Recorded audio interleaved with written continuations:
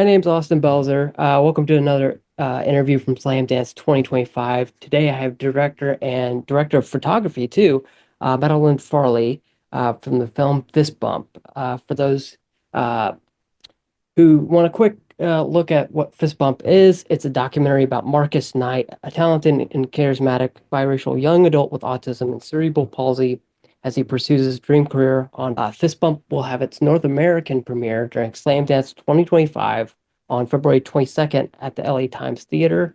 Madeline, I know that was a long intro, but No, welcome. carry on. I'm enjoying it. Um, but yeah, Madeline, thanks for taking the time. I'm sure it's busy. You know, you've got a premiere on Saturday, as of this recording. Yeah. So thank you for taking the time. First things first, I want to talk about what drew you to Marcus's story. My producer, Claire Bess, who is, I like to describe her as sort of the world's leading authority on uh, Title IX sex discrimination cases on college. And so she brought the story to me, Mhm. and with the view of making a documentary about Title IX. She had quite a few people that she wanted to interview for the documentary. And the first person we interviewed was Marcus Knight. And once we'd met Marcus Knight and his mother, Aurora, it was very difficult to then interview other people because his case was we thought his case was so special, so unique, so authentic, and so pure that we we sort of gave the film to him. It sort of happened organically. Yeah. So you talked about Title IX just there. I want to talk about that really quick. You talk about it very, extensively in the doc. Can you tell me how you navigated your critique of the Title IX process? Yeah, because it was a fine line because we didn't want to overwhelm the audience with the Sure. complications of Title IX because it's a very complicated and often slightly political. Um, so I was very keen to steer away from it as much as possible, but we couldn't tell the story without it. So it was a fine balance. We didn't want to get into the detail of it too much, but we still had to explain to the audience what it was and how it affected Marcus Knight's. Yeah, and then I guess going back to Marcus, I'd love to hear from you about how you kind of approach telling his story in an authentic and respectful way. I mentioned earlier he's a young adult with autism and cerebral palsy, so I'd love to hear about the process you took on telling his story. Yes, that's an interesting question. He has autism and cerebral palsy, and uh, to me, that's I treat him the same as anyone. All human beings are the same. Yeah. And so, this is a human story, and a human story is all one story. So I I treat Marcus Knight like I treat anyone. It doesn't make any difference. And yeah, no, that's all I can say about that. Yeah, thanks. And then kind of bouncing around a bit, while talking about the story, you take a unique approach to the documentary. Include personal footage. You do the usual interview, like uh, face-to-face thing, and but also include legal documents and the narrative of the film. So I'd love to hear, as a storyteller, how did you decide on that narrative structure? I mean, that sort of came about in the cutting room because we didn't really have an outline, a fully formed outline for the story. So we did that in the cutting room. We felt that the legal documents are boring as hell. They really are. They were just there to add texture to the document and also to help highlight the total and utter absurdity of the things that Marcus Knight was being accused of were just ridiculous, and the legal letters that he was being bombarded with were ridiculous and absurd. So that's why I put them in there. No other reason. And I don't think anyone is even going to pay attention to them because it's just insanity. Um, and on that same note, about storytelling, obviously music is a significant part of the film, as Marcus is uh, his dream is to be on Broadway, right? Yeah. So how did you approach integrating music into the documentary as both, a storytelling aspect of, Marcus's life and, just as a doc? Often that, I mean, that was that was such a treat for me as a documentary filmmaker because I mean, I knew his dreams were to be on Broadway, but I didn't until I got to know him and spend time with him. I didn't realize, what that meant in his everyday life.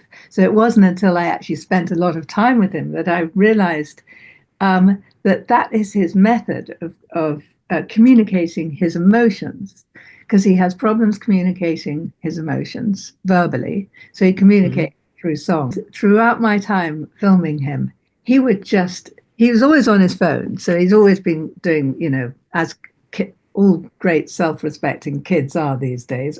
He'd be on his phone and suddenly he would pick a song and just break into song, and it was always something that helped convey his emotion for that moment, and the lyrics as well are really powerful. So for me, it was a real treat. And in the cutting room, we did help. That helped us form our narrative when we were making the film. And the last film, Build a Wall from Shrek, was a spectacular ending, and it really came together with the Juneteenth festival and him being invited to perform and choosing the song, which really is, I won't give it away, but it's a real gut punch when he sings that song at the end, and how this whole procedure has made him feel. It really is amazing. Yeah, no spoilers here, but I now want to shift to talking a little bit about the behind the scenes stuff you really don't basically stuff about you.